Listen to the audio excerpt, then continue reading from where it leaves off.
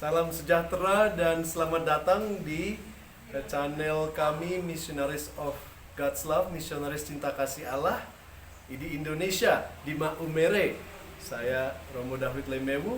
Hari ini saya akan membagikan renungan, dan renungan kita akan diambil di Injil Matius bab 22 ayat 34 sampai 40.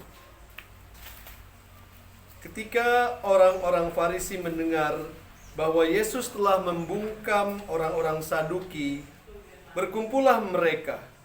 Seorang dari antara mereka, seorang ahli Taurat, bertanya untuk mencobai dia, "Guru, hukum manakah yang terbesar dalam hukum Taurat?" Jawab Yesus kepadanya, "Kasihilah Tuhan Allahmu dengan segenap hatimu, dengan segenap jiwamu, dan dengan segenap akal budimu. Itulah hukum yang utama dan yang pertama. Dan hukum yang kedua yang sama dengan itu ialah, kasihilah sesamamu manusia seperti dirimu sendiri. Pada kedua hukum inilah tergantung seluruh hukum Taurat dan kitab para nabi." Demikianlah Injil Tuhan. Terpujilah Kristus. Kita mendengar dalam Injil ini bagaimana kita dipanggil untuk mengasihi Tuhan dengan segenap hati kita, dengan segalanya, dan juga mengasihi sesama kita seperti kita mengasihi diri sendiri. Bacaan ini juga berhubungan dengan bacaan pertama. Ya, bacaan pertama kita diambil dari kitab Keluaran, di mana Tuhan mengatakan kepada bangsa Israel, ya, "Janganlah orang asing kau tindas dan kau tekan, sebab kamu pun pernah menjadi orang asing di tanah Mesir." Ya, menjadi orang asing itu tidak enak, ya. Dia tidak merasa memiliki dan juga tidak diberikan rasa memiliki, tidak dimiliki oleh komunitas di mana dia datang, ya. He or she is not one of us, bukan salah satu daripada kita. Bagaimana kalau kita merasakan, ya, kita datang dan kita ditolak, belum kita dikenal, orang belum tahu tentang kita ditolak, ya. Tuhan mengatakan, "Jangan kamu menolak orang asing, karena kamu pun dulunya orang asing." Untuk bangsa Israel, dulunya kamu pun orang asing di negara Mesir. Ya. Jadi bangsa Israel itu diberikan perintah untuk mengasihi orang asing seperti dia mengasihi dirinya sendiri. Ini adalah adat bangsa Israel. Jadi kalau orang asing datang, dia harus memberikan hospitality kepada orang asing itu. Biasanya kalau kita ada orang asing datang ke rumah kita, ya, kita bertanya, "Kamu siapa? Kamu dari mana? Dan kamu mau buat apa?" Ya. Nah, untuk bangsa Israel, sebelum mereka bisa bertanya itu kepada sang orang asing, mereka harus terlebih dahulu, ya, memberikan, ya, kesempatan, memberikan hospitality supaya orang asing itu sudah cuci dulu kakinya, ya, bahkan mungkin mandi, lalu sudah istirahat, ya, lalu sudah diberikan makan, baru mereka bisa bertanya, "Kamu siapa? Ya, kamu dari mana? Dan kamu mau buat apa?" Ingat waktu Abraham kedatangan tamu orang asing 3 orang, ya, 3 orang ini. Lalu 3 orang itu sebelum dia tanya apa-apa, dia malah mengundang, "Mari datang, biarlah saya potong dulu, ya, lembuku, ya, saya berikan air untuk mencuci kakimu semuanya." Ya. Tidak tahu siapa orang itu. Ternyata 3 orang itu Tuhan sendiri yang datang, ya, dan mengatakan kabar baik bahwa Sarah akan mengandung. Ya. Ketiga orang yang sama ini sewaktu pergi ke Sodom dan Gomora, mereka ditolak mentah-mentah. Ya. Mereka masuk, diterima oleh Lot. Ya. Lalu tapi orang-orang Sodom dan Gomora katakan, keluarkan mereka bertiga. Ya. Keluarkan mereka bertiga, berikan kepada kami. Ya. Lot mati-matian sampai bilang, kamu ambil putri saya, tapi jangan ambil orang asing ini. Sebegitu pentingnya orang asing untuk bangsa Israel, ya, yang sejati. Mereka mencintai, ya, melakukan hukum Tuhan itu sampai sebegitunya, bahkan lebih penting daripada anaknya sendiri. Ya. Jadi waktu itu mungkin Sodom dan Gomora, ya, bukan mungkin. Sebenarnya Sodom dan Gomora itu dihancurkan bukan semata-mata karena dosa seksual mereka. Ya, kita sangat mengidentifikasikan Sodom dan Gomora seperti dosa orang-orang yang berperilaku homoseksual.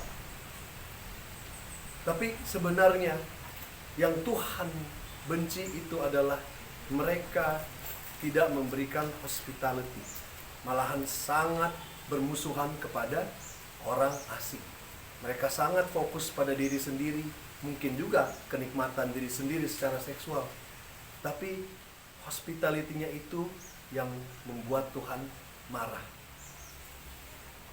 Beberapa hari ini kita sepertinya mendapat, ya, berita-berita yang sangat viral tentang Paus Fransiskus kita.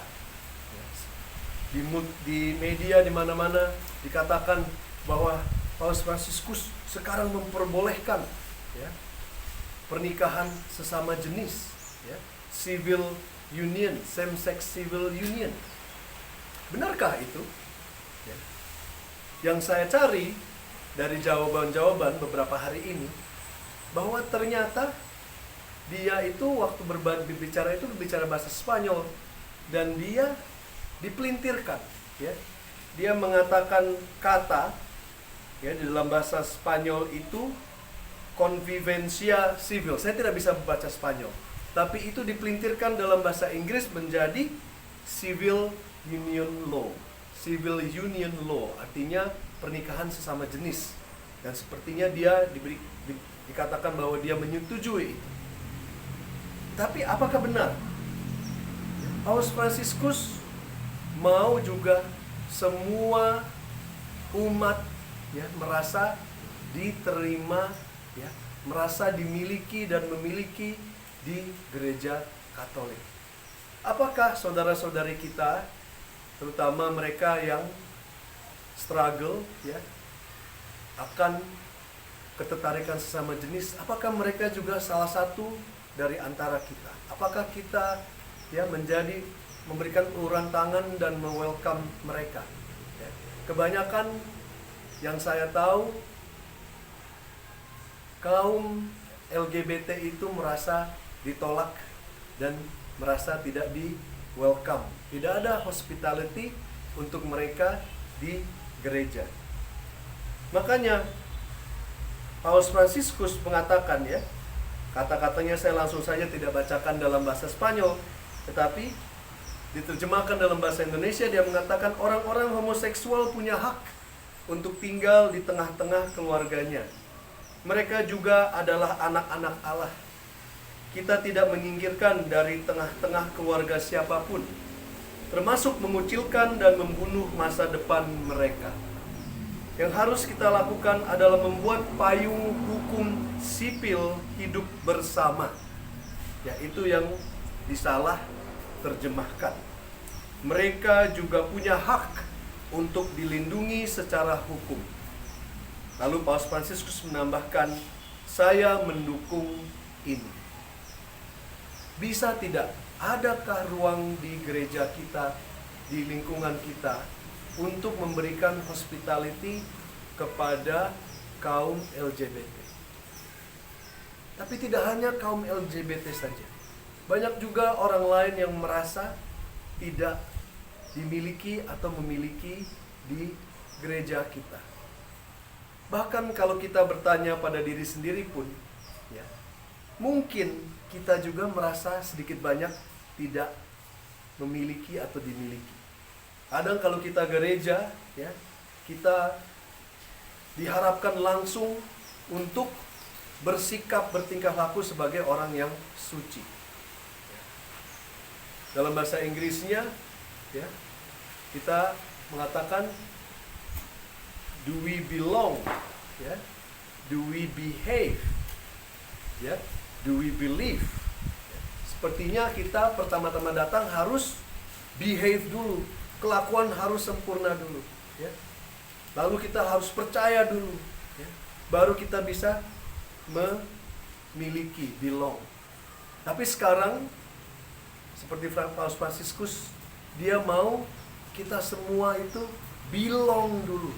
Kita semua memiliki dulu dan welcome semua. Baru kita mulai percaya bahwa Tuhan sungguh mengasihi baik yang jahat dan yang baik. Dia memberikan matahari sama kepada yang jahat dan yang baik, hujan sama kepada yang jahat dan yang baik, udara semua dia berikan. Tidak ada pilih kasih. We first belong. Kita pertama semua memiliki dan dimiliki. Lalu kita mulai percaya bahwa Tuhan sungguh mencintai kita. Baru kita bisa behave. Kita bisa melakukan dan mencintai Tuhan dengan segenap hati kita. Dan kita bisa mencintai sesama kita seperti kita mencintai diri sendiri. Ya.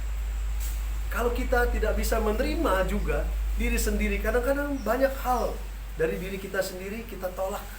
Saya tidak suka, saya benci diri saya, ya. Saya tidak bisa mencintai diri saya.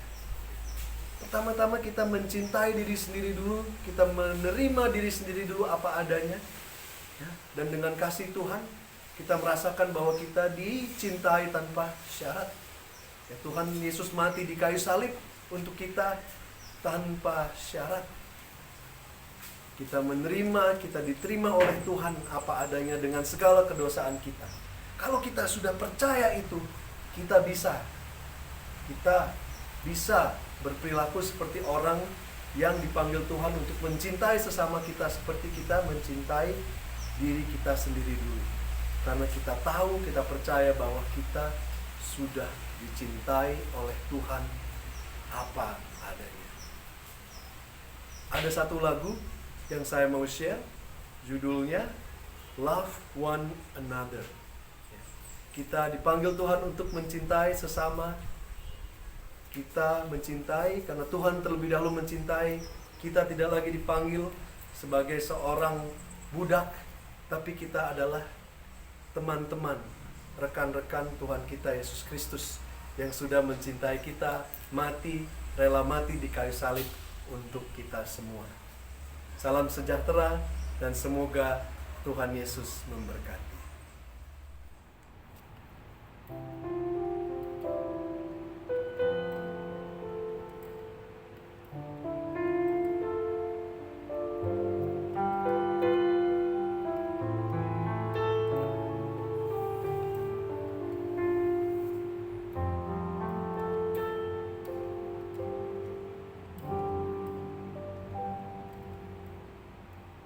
This is my new command.